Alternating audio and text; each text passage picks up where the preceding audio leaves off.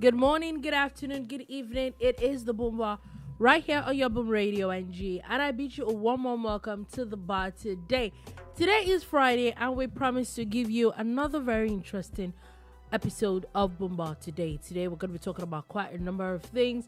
There is another scam, I think, that has been discovered by Dangote refinery, and I think with marketers, and it's very interesting, but we'll get to that. There seems to be a major outbreak of a quite number of diseases around the country that the NCDC is announcing.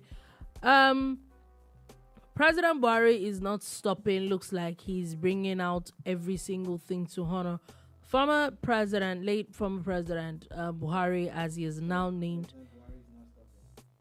Sorry, President Tinubu. He's coming out to name everything after, and he has now named a university after former President Buhari and all that, and quite a number of other things that we're going to be talking about today. There's a bit of entertainment, sports, and also. So sit back, relax, and enjoy as we take on the show today. With me officially, of course, it is Sola Rogers. Good morning, good afternoon, good evening. Thank God it's Friday. Okay, so we're getting straight into the gist of today. First things first, there are quite a number of things. President Tinubu, as first, he has approved the Southeast Investment Company with a 150 billion naira capital base. Yeah, so sounds like a bit of good news for those of you who have been wondering what the development commissions are up to. The Southeast Development Commission, in its first 100 days, is seeking to register a company, which they've done now. They got their certificate a few hours ago. Mm-hmm. So the commission is floating a company that would drive its investment, that would be in charge of its investment drive. Mm-hmm. Because a lot of these development commissions in the past, at least the one that we had before they multiplied, would always require government subventions and grants and all of that. But they're looking at creating a company that would help it generate, investments. And I see it as an amazing thing. I know that there's always sweeping statements that are not usually true, but in the case of the Southeast, this is true, that a lot of people from that axis of Nigeria are business-minded people, and they tend to want to do a lot of business. So with this commission and this company, it is supposed to boost, the business output and the commercial output of the Southeast or southeastern part of Nigeria. So when I read that story, I was extremely excited that in its first 100 days, things are happening that look like the future is bright. So it's interesting. We know that I'm even looking at it from the angle that a few months ago, a lot of numbers have come out about the economy of the Southeast and how a lot of insecurity, specifically the issue with their IPOB, is really affecting somewhere that is supposed to be basically like what you will call an economic hub in the country. So it's nice if these things can be done and done properly. I hope that, like you said, they seem to have a direction already. So if they push it and they do things well, I think that it will be a good thing to revive the economy of the Southeast completely. Now, just moving on from that, the president is in Kano today. He has officially gone to visit the Dantata family. That's family of the Dangotes and all that. I think Dangote's grand uncle, the man was a philanthropist and all that. He died a few weeks ago, and he was buried in Mecca. But now the president has officially now gone to pay a condolence visit to the family. Yeah, the late great Dantata the patriarch of that family, extremely wealthy, industrious, and very powerful. And sadly, he died a few weeks ago, barely 2 weeks now, if I'm not mistaken. And of course, he had a wish. He had a wish to be buried in Saudi Arabia, and I think that happened. However, knowing that he died outside Nigeria and he was buried outside Nigeria, it is only the right thing to do when prominent people like that, especially people that the president seems to have some kind of relationship with, you know, and with his family. You know, there's a very famous picture of him receiving Baba Dantata, and he was bowing like he bows to people. You know, Mr. President seems to bow a lot. No. You know, Bawa Tinubu. Anyway, I beg na joko. so still talking about the president and the things that he's done. Yesterday there was a special Federal Executive Council meeting in honor of late Muhammadu Buhari, and he announced that there was the University of Maiduguri has now been changed to Muhammadu Buhari University. A lot of people have come to say, oh, it's a nice touch. Others are wondering, why do we keep naming things after people? Okay, is that all? Yeah. People are wondering why we name things after people. This is why we name things after people. To the people who are wondering, you have just answered it yourself. I've seen people complain. A whole lot of stuff has been said about this. Some were miffed. In fact, a lot of people have also exhibited their ignorance. One guy tweeted, "Oh, he dares them to rename Abu, Ahmadu Bello University," and people replied, "The guy, it has already been renamed. It's already Ahmadu Bello University." So it was the same outcry though when the University of Lagos was renamed by Goodluck Jonathan after but MK they didn't Abiola. Allow that happen. They claimed that there was a lot of hue and cry that it wasn't done properly. And all of or that. Is it just that they felt that that president was going to budge and this president is not going to budge? Well, it could be that. It could be a whole lot of stuff. Because it just seems that he probably just knows he has his way around things. Because the truth is, I remember that time, the number one problem is that the president didn't go about it the right way. What is the right way? So is there a part in the constitution where he has to go to the assembly? So what's the difference? So there's a way, but we don't know how this way is different from that way. But the bottom line is that people also do not realize that Maiduguri was chosen specifically because that's where Muhammadu Buhari started his administrative work. Yeah, he was a governor. So yesterday I was having a chat with family, and and they were like, I'm like trying to, but I just held back a bit. I just hinted it because it's what I know, that of course as an administrator, and it was around, and then from that place 3 states came out of where he was administering. 3 different states, to show you how big it was then.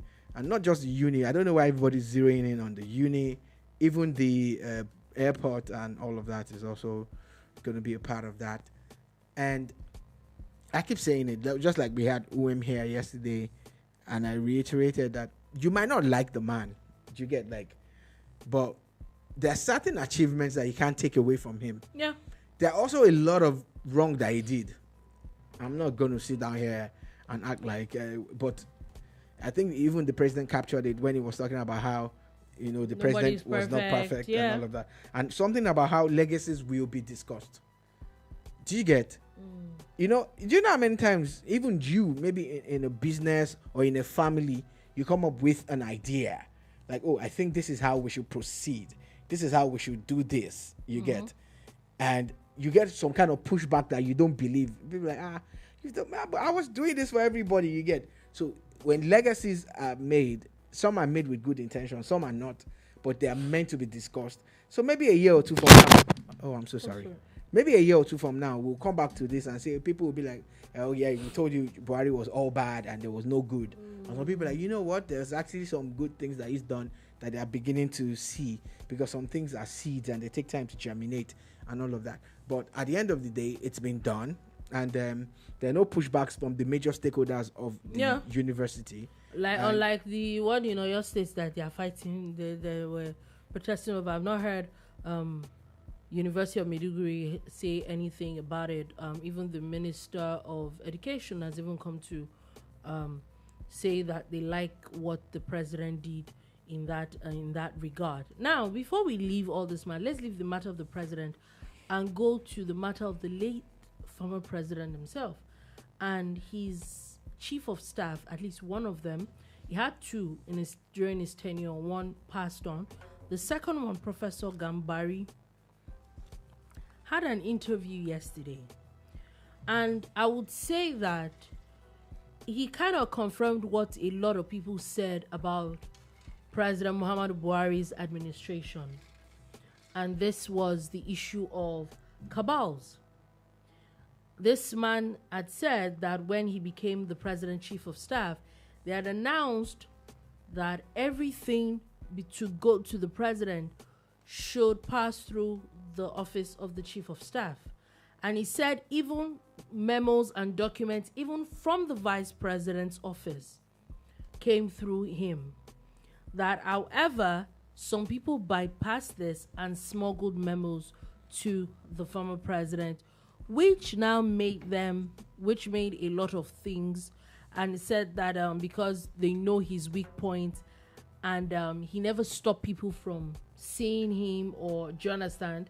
They took advantage of that and they sent memos. He is saying it as the president's chief of staff. Now, two things that... before you move on, he also chipped in that he's glad that most of those memos still ended up on his table. Yeah.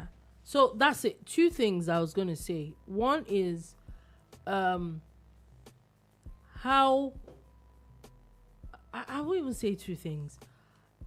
If those things really still passed on to the president, is it that the president also was not firm enough, or then president, that even if they bring a memo to you and it doesn't have, let me say, the signature or the stamp of the chief of staff, then I'm not going to address it?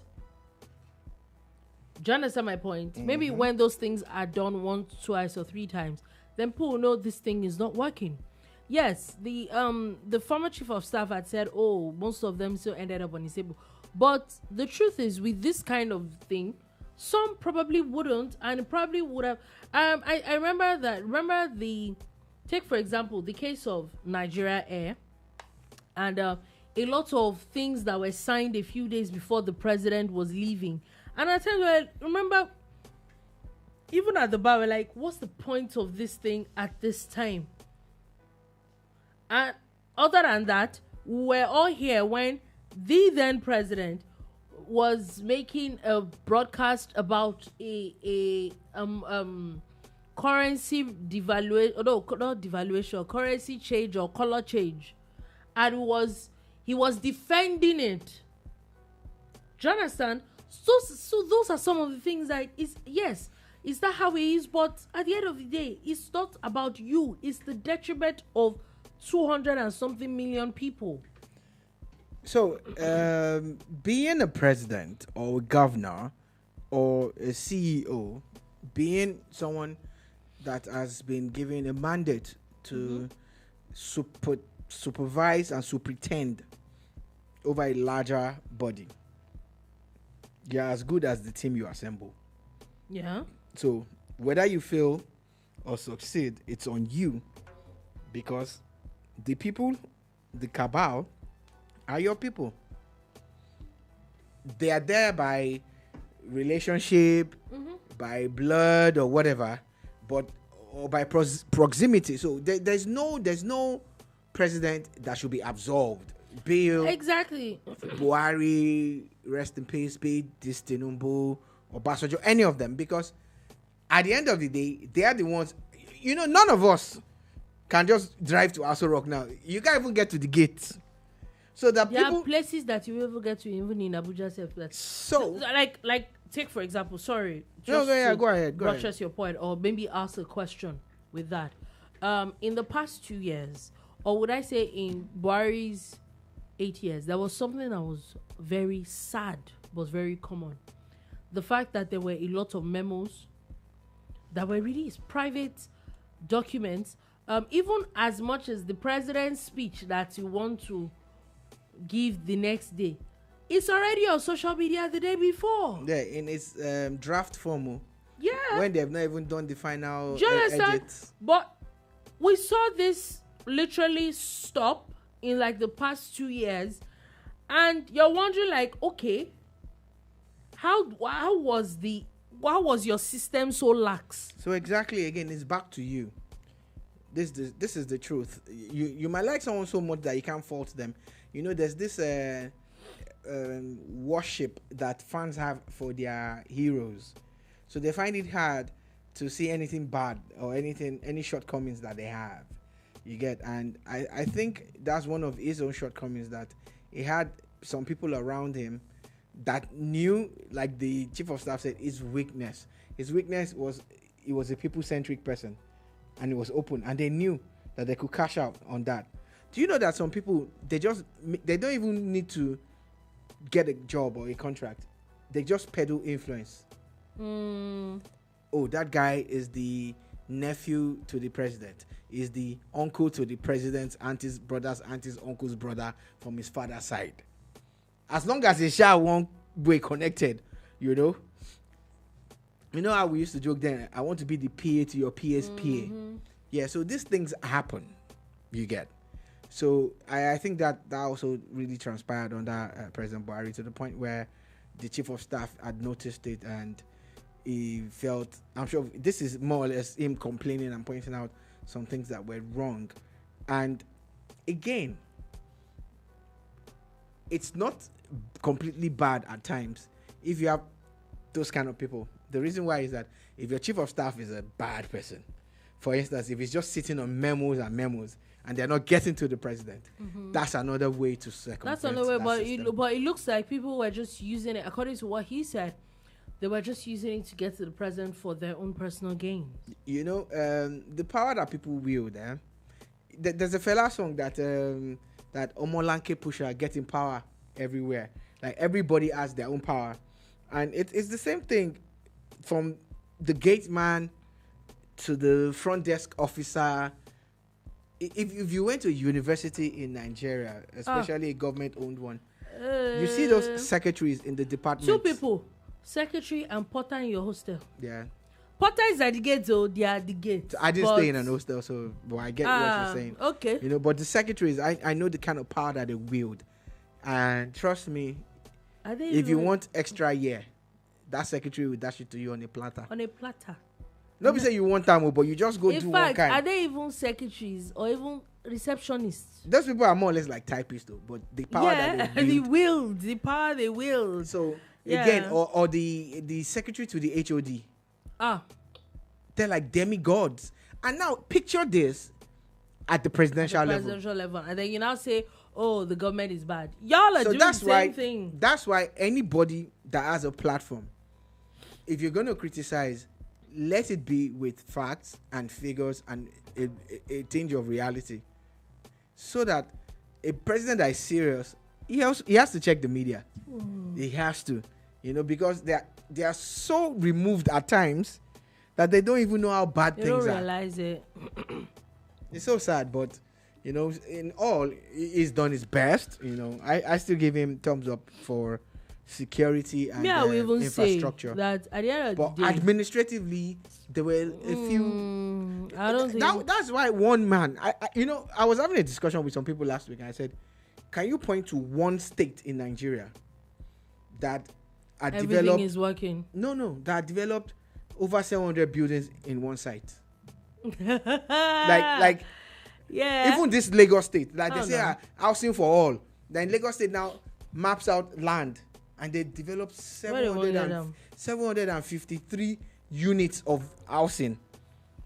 And that's but right under their very noses. One This man. what happened. That's what I'm saying. Like, One man. And we all saw it on TV where he was defending what this man was doing as at that time. One man. On a salary. It wasn't a consultant Government that was worker. Oh.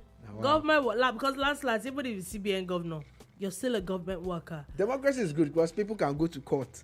If it was the military, it would be a different ball game. Anyway, so it's very interesting though, and I think that it's very instructive for people to. What that basically taught me is that when you put out orders, you as the person that give out the order should also adhere strictly to it. Yeah. Don't bring anything to me that does down, not have a stamp of this person. If you put your if foot it down, doesn't, you throw it out. If the chief of staff doesn't pass a memo, I'm not getting it. Exactly. If he doesn't bring it himself, I'm not getting it. So that's it. It's very instructive for me personally. Like, that's the way that at least everybody knows their place. That's it. Those kind of things. Anyway, just wanted to also put this out that the NCDC has now confirmed massive outbreaks of cholera, dengue, Mpox, and diphtheria across the country. People, please need to be careful the kind of things that we do. Half of these things, if not more than half, one of the surest ways to deal with it quickly is cleanliness. We need to be clean around us. That's one of the major things that we can do for ourselves. Now, moving on from that, just wanted to put that out there. NELFUND has said that they've reached 396,000 students, 252, with about 73.2 billion naira in their loans. Now, what is NELFUND for people who don't know? Oh, NELFUND is basically student loan, Nigerian student loan platform. That's all? Yes. All right, so it's something that the government started a few months ago, about a year now. And it's actually amazing how not only do they pay the school fees of those kids, they also give them monthly stipends. You get. Mm-hmm. Now, the loans are interest-free. And some are even getting a backlog. Do you get, like, some are even getting backdated loans and all of that. Now, the most exciting thing about this NELFUND is that going forward, they want to create a portal for employment. And that, for me, is a massive boost. That makes so much sense, because if they can employ people, then they're sure that they can help people get jobs. That's what I'm saying. Help people get jobs, then you can ensure that your loan is being paid back. You know? Do you get? It's a very smart move. At least if I get you a job and I know you're working, then I can I'm rest assured that you can pay me back my money. So there are 300 and something young Nigerians out there who might have struggled to pay their school fees or probably dropped out, that are still in university today. And not just universities now, they've extended it to other tertiary institutions. So it's not just universities. In fact, people have started asking now that can't they also extend this loan to private schools? Can't they bring it to technical colleges? And apparently technical colleges already have their own package. Oh, they already have their own package. And some of them are even being paid. They're being paid to go to school. Yeah. You know? For private unis, nope. So 396,252 or thereabout, right? 396,252 students have received loans. Yeah, so that's almost 400,000 students that do not have to bother about school fees. That's a good thing. It's interesting though, because there's quite a number of and a very interesting number that I saw, that about 600,000 they got about 645,000 applications. Yes. Yeah, so I'm sure they're still processing and all of that, because there's a process of no, there's 94% of that number had been processed already, so it means that some people are not getting the loans. Yeah, like I was saying, there's a process of elimination. There are things that have to be in place. And again, the beauty of it is that they're paying to the schools. You know, God forgive me. there are some students that will not tell their parents that they are getting these loans. Yeah. And they'll still collect money from their folks.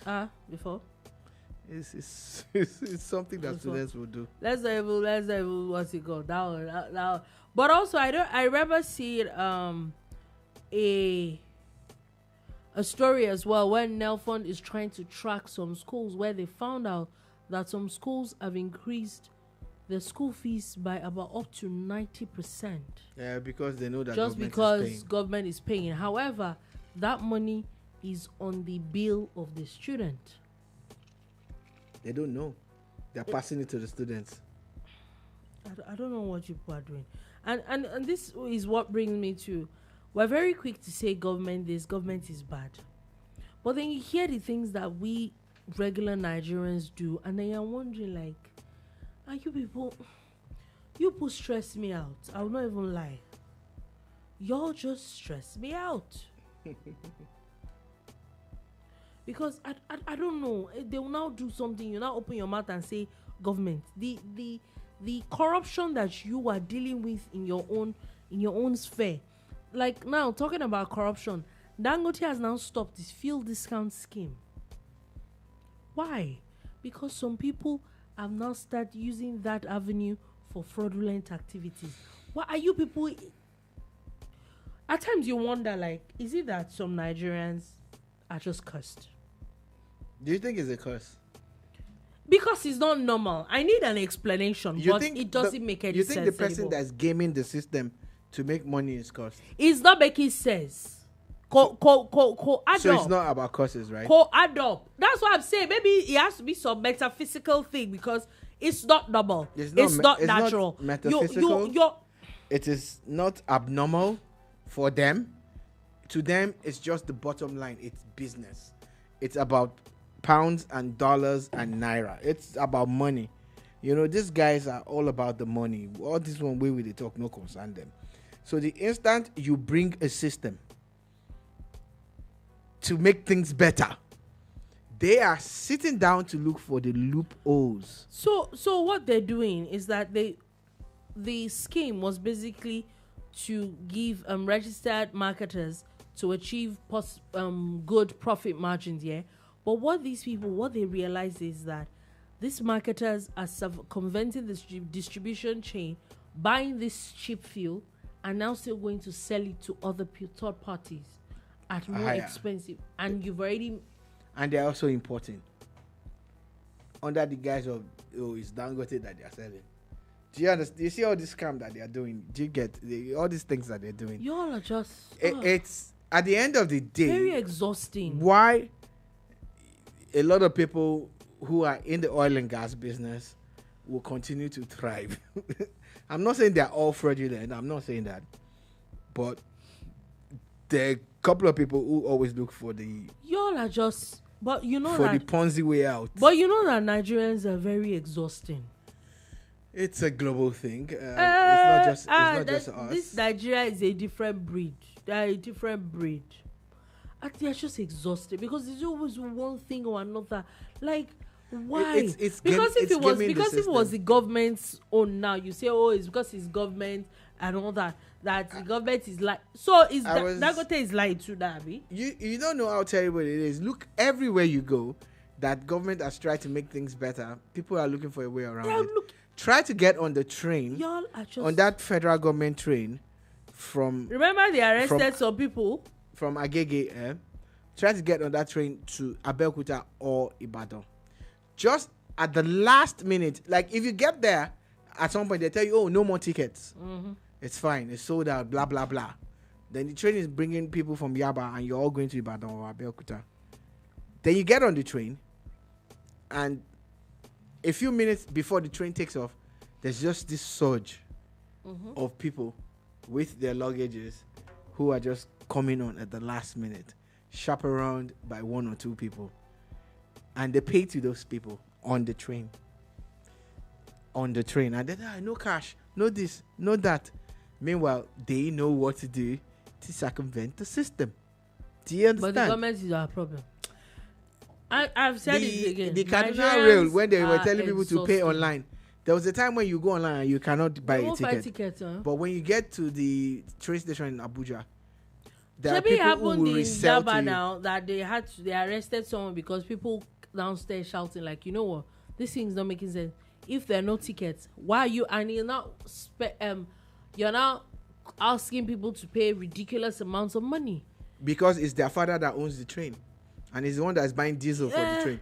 So again, at least let the business make money. we're talking about Dangote fuel, and I brought in the train aspect because I'm trying to point to you that in everywhere you go, there are people trying to game the system. Nigerians are exhausting. That's it. They said that they should stop collecting money from people who want to get passports, because before, to make your Nigerian passport, you must know somebody. To get it out in You like must a know month somebody. or two, you will know somebody. And you pay some extra monies and they will help you process it. Then they kind of try to eliminate that system. And someone was gisting me, this is allegedly, that they got somewhere and they said the system was down. So you can't capture. Now, if you are trying to eliminate all the man no man thing, how do you get captured when you go there once or twice and the system is down? Nigerians. You want to go and update your NI and try it now. They'll tell you system is down. Maybe it's me that say I should come and bring 25,000. Anyway, still talking about Nigerians and some Nigerians that they are fraudulent ways. Federal High Court sitting in Kano has now ordered the forfeiture of foreign currencies worth 653 billion naira that a certain Salisu Ahmad failed to declare upon entering the country. He just forgot. Okay, they've not it was collected in his back pocket. You know, let me finish. Let me explain. He just forgot. $420,900, £5,825,000. It was in his backpack. 3,947,500 sefa. Okay, it was in his duffel bag. And 224,000 Cameroonian sefa. Okay. All concealed in his luggage. Was in all his of this body. luggage. That was his luggage. That was not. It's not that it was. It is. That's his luggage. So, a lot of people who are into legitimate businesses would have paid that money into a bank, and they would have paid the bank charges. Exactly. And come to Nigeria to get access to their own funds. But moving so much cash, you cannot feign ignorance. You can't. And even the liver that you have, I was reading a thread where people were talking about how they handled their first 1 million naira when they got it. Oh, that the day. So people are talking about how the first time they had to, have access to a large chunk of cash and blah blah blah. And I remembered one particular day that I had to handle cash like that. And everybody around me was a thief. Like, I'm looking at everybody like, okay, don't come near me. If you sneeze, one guy sneeze, and I'm thinking your sneeze is trying to take away my money. Yeah, you enter bank, they say, please, can I borrow your battery? I say, no. I bring my own pen. I don't even borrow someone's property. I'm not even trying to talk to you. I don't want it. Let the cashier first collect this money from me. When the money comes in first, and you queue up, and then after you, this is a lot, go to the bulk room. You're like, why didn't they tell me since? You now get to the bulk room and you now see everybody dropping bulk money. Then you are like, okay, until they take my money, sha. So when your money now enters, you're like, okay, how are you? Can I? Now, why am I saying this is, I'm sure I've never carried that much cash like this guy. So the kind of liver that they have, it will be obvious that you are up to they something. cannot you be good. legit. Yeah, you're definitely up to no good. Definitely. Anyway, moving on from that quickly, Lagos State is set to establish 5 new technical colleges across the state to boost vocational education. Is one of the things that the federal government is doing, if the state's also keen to it. So Lagos has 5 already, and they're taking the number to 10. You get, and there are 36 states in Nigeria.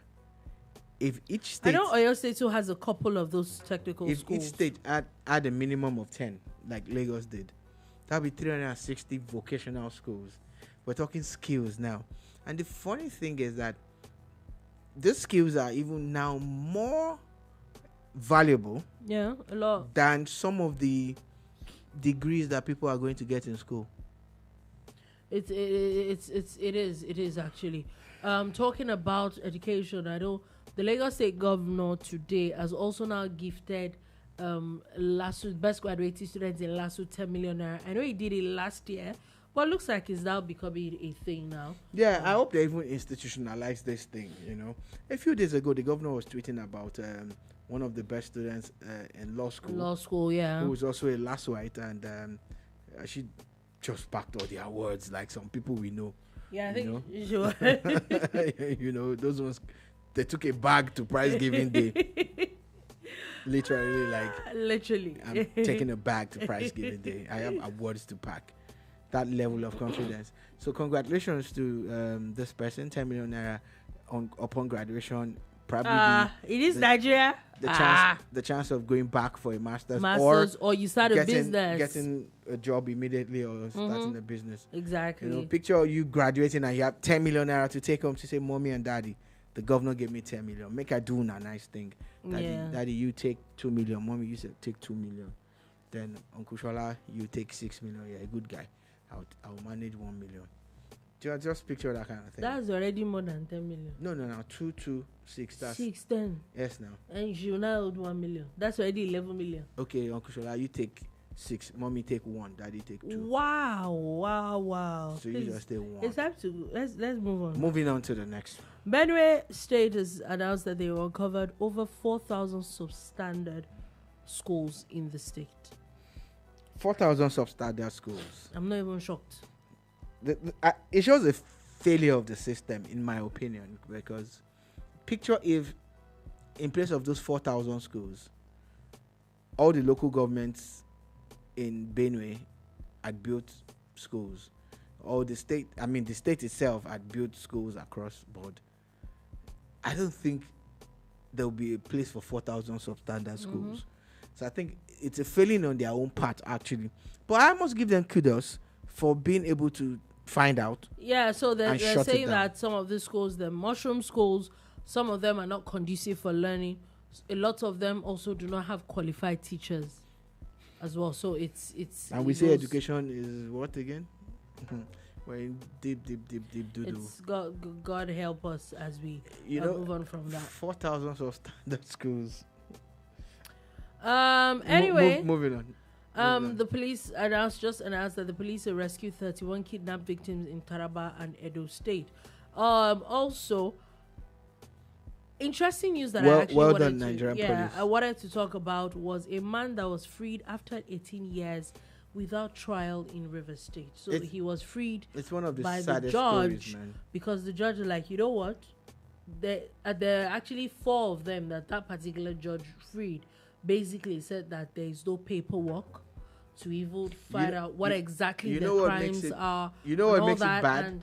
In this guy's case, he was 14 years old when he was arrested. Yep.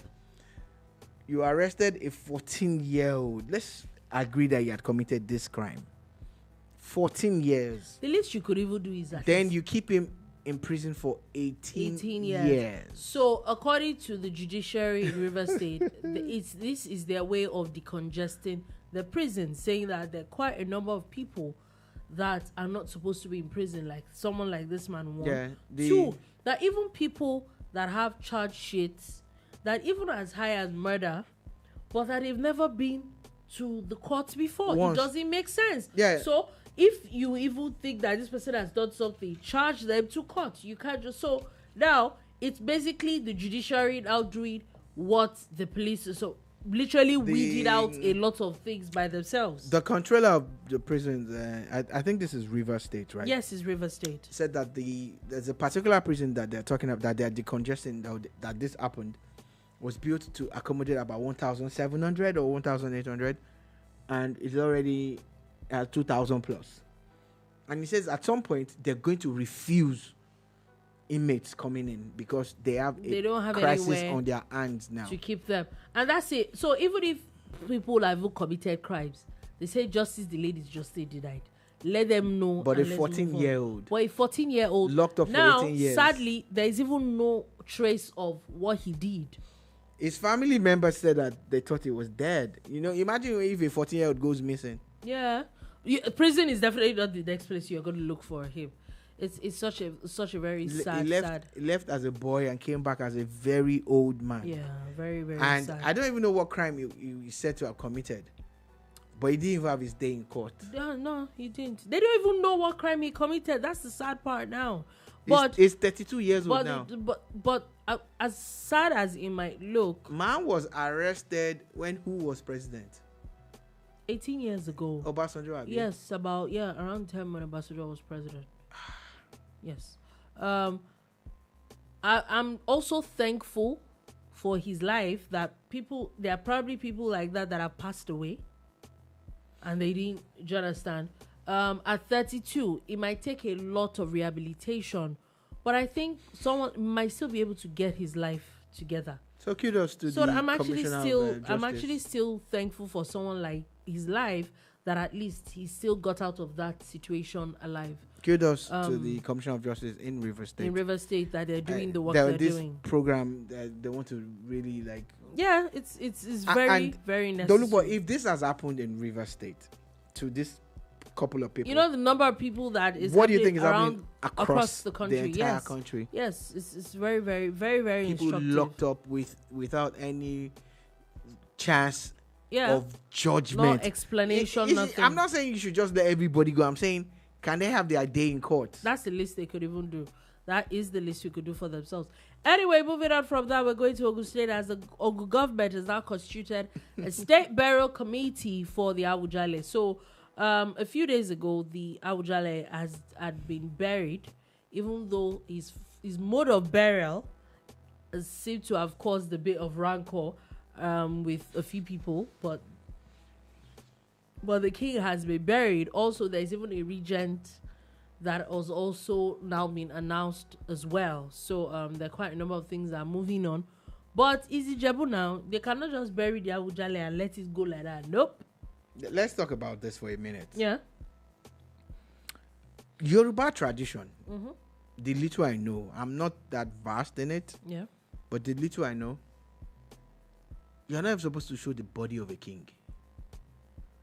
In their defense, we saw cloth, we did not see body now. You are not supposed to see cloth.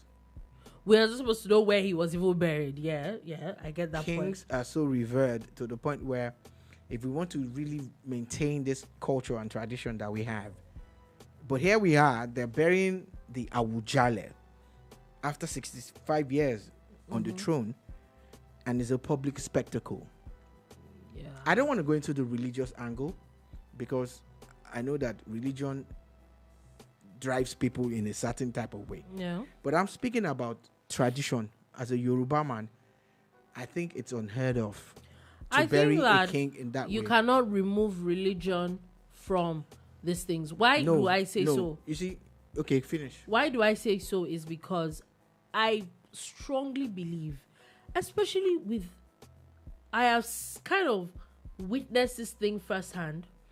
I do not think in my own books. Yeah. I don't know about other states and other regions.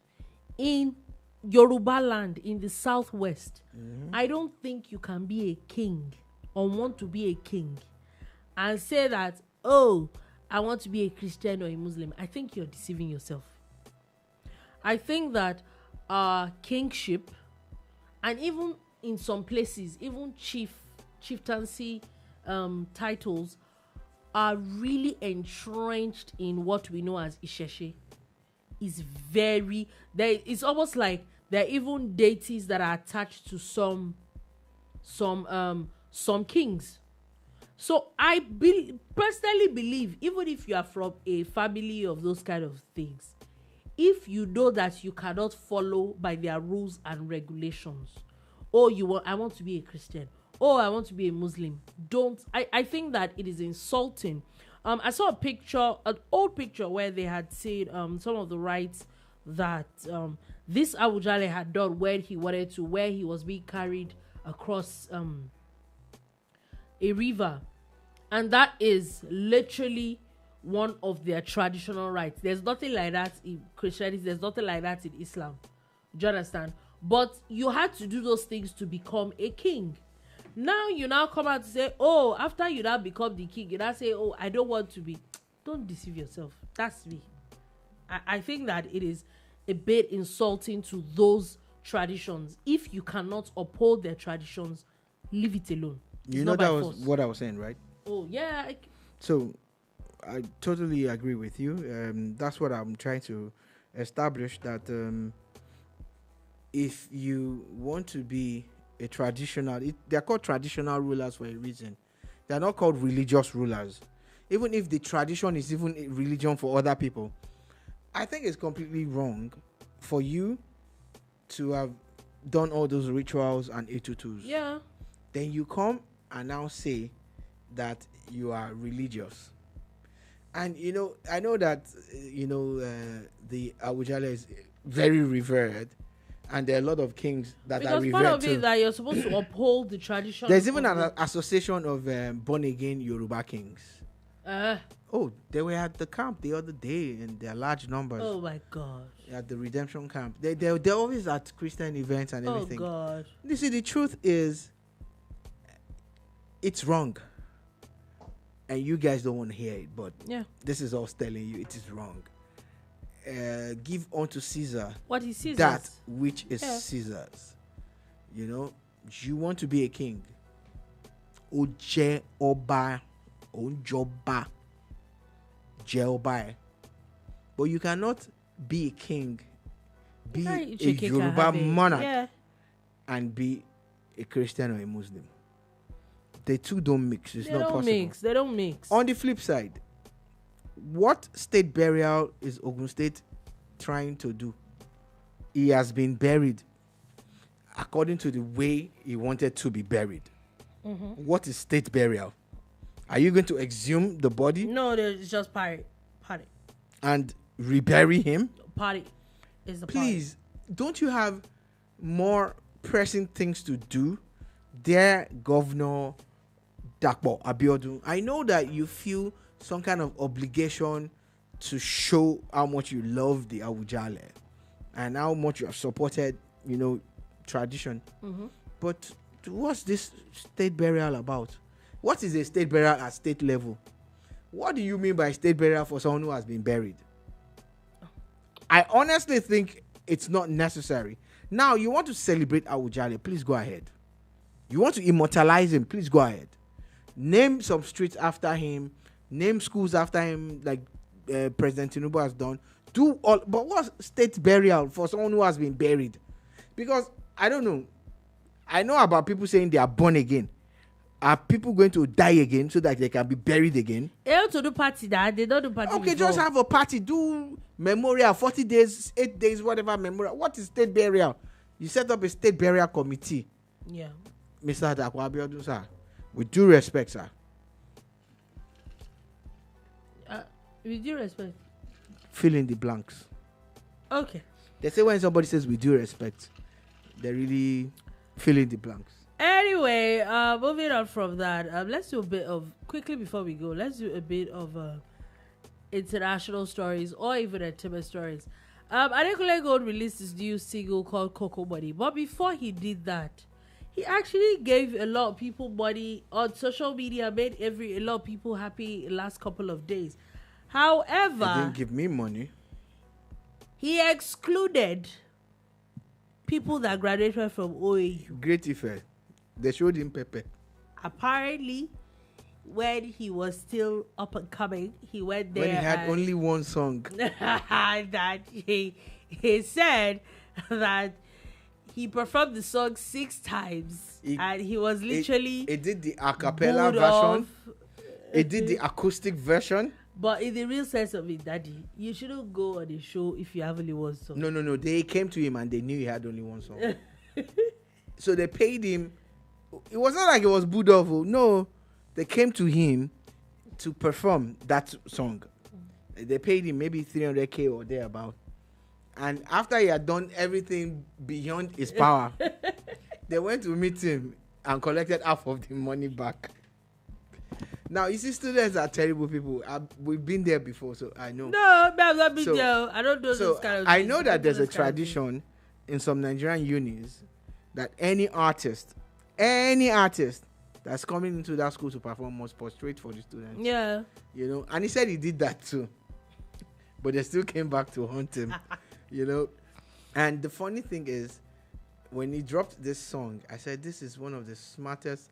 Maybe he didn't plan it as a strategy, but it created a whole lot of awareness around himself. He's been trending for 3 days. Then he drops a song. Yeah. You know, and he's doing giveaway again. and definitely, you didn't do giveaway for us. What's going on? What's going on? Anyway, the man has done what he wanted to do. He's a and he showed Ife people. Great Ife. Shout out to Ife people. Anyway, Netflix has confirmed that they're going to start using AI to make movies. So I was at a conference of broadcasters. I think it was last year or day about, and I told them that we need to start moving towards that. And I got shot down by a veteran. And one day I will remind him, if Netflix is investing in AI movies, and TVC already has AI newscasters, you know they do. I didn't know that. Oh, they do. They have avatars reading news. They have TVC has that. So what are we now doing? I'm just saying that people need to realize. People need to realize. You must skill up in this AI movement. Or else. And the funny thing is that they would do it in a way. You know, some of us that are checking out AI, we're using the free versions, so we can't really. Oh, so they will do it at a very advanced level. Yeah. Have you been checking out VO3 from Google? Then the Chinese guys are doing some crazy video generation AIs now. There's a whole lot out there. So people are doing movies and doing stuff, and you're there sitting down giving one actor money that he will go and use half of it to buy an expensive car and be terrorizing people in the neighborhood. AI is cheaper. Anyway, I'm sorry. Moving on from that, and let's go quickly. And it sounds like there's so much buzz about Osimhen. Oh, see, man. Because every day now you hear another story. Earlier today was that PSG was going to hijack the deal. There's still gala on the table. There was one other club like yesterday or 2 days ago. What exactly is the way forward? Well, he has also not been announced in Napoli's preseason. He's been dropped. He's been dropped from Napoli's preseason team. All the teams are in preseason mode now, and Victor Osimhen is still hot on the market. You know, some of the funny teams in England were asking him to take a pay cut, and I'm like, no. He's one of the best in the world. You must pay him his numbers, wages. Yeah. People are like, you should take a pay. No. No. If you can't pay him, leave him. You can't afford and you know the thing is, it's easy to malign Osimhen, but Osimhen saw big money in Saudi twice and said no twice. And that's just this window. The previous window, he said no. Around this time last year, remember? He said no. So here we are now, and it looks like Gala, you know, have been working hard trying to meet, you know, because again, people don't understand that the transfer market, if they say someone is 75 million, it doesn't mean that they are paying the 75 million all at once. No. That's why they do all those back and forth, you know. But as it looks now, Gala looks more sure to get him, but don't rule out any last minute hijack. And if PSG moving, PSG has the money. And you know, Osimhen was in France before, so it won't be out of place for him to go to PSG. And PSG are current Champions League champions. Yeah. So you just never can tell. And I'm not gonna lie, you know, the people in Turkey are just waiting for him to come back home. They call it home because it was with them for a season, and it was very impactful. The thing is that you can't even doubt his numbers. No, you can't. He left there, everywhere Victor went has to gone, Napoli before. Delivered. Yeah, he came back. There was noise. Everywhere he has gone now, he's actually delivered. So that you cannot take it away from him.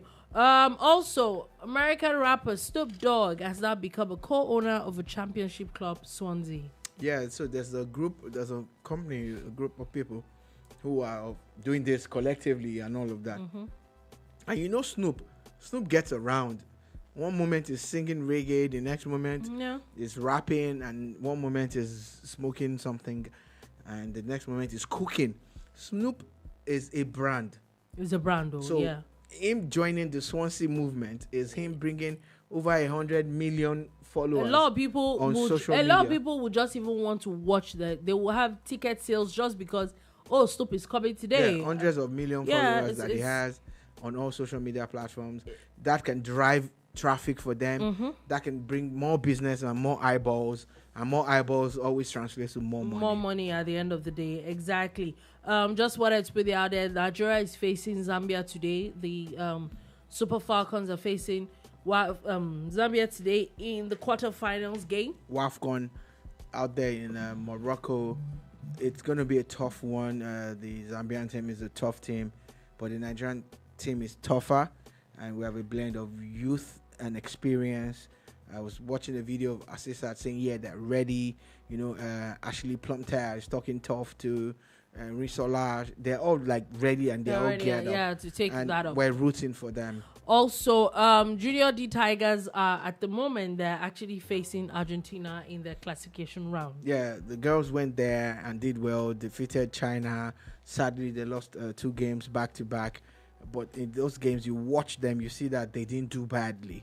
It's their first time out there at the World Cup in basketball, and the future is bright. It is bright. And moving on from that, before we leave, I just wanted to put some. There's a particular man, is called the Daredevil, who was been doing a lot of things for a couple of years. Yes, apparently he's now officially died. Now trying to do another stunt. Yeah, it's so painful. I remember we were most of the time. Is that not how they die? We were on air when not here though. We were on air when he did that stunt where he jumped back into the Earth orbit and all of that, fully sponsored and really, really televised across the globe. He's a daredevil. It's those kind of people where, they don't stop until they up the ante. And then no matter what you say, he came, he saw, and he conquered. He finished. Anyway, South Korea is set to end private adoptions in the country after they're saying that the allegations of abuse. Thank you. It's important. I saw the other story of how some people had adopted some brothers and they ended up. Yeah, those things. Yeah, it's one of the issues. I think it's another country now that I think you can adopt, especially if you're not straight. You can't adopt children anymore. And that finally, apparently, Nnamdi Kano's lawyers and court said that a lot of those videos that was tendered by the federal government as exhibits, that it were just mere threats, and he didn't plan to take out any of those. All right, it's up to the judge and the judges to determine if the line that his defense counsel is towing is the right one. I read their stories and I laughed a bit, but let's see what the judges will say. Okay. Because again, they said he was just boasting. Yeah. And you're like, okay, why are you boasting? On that note, that is all we have to take today on The Bar. Thank you for listening. Thank you so much for watching. We'll be back again on Monday at 3 p.m. West African time to give you another wonderful edition of The Bar. To have a beautiful, beautiful day ahead.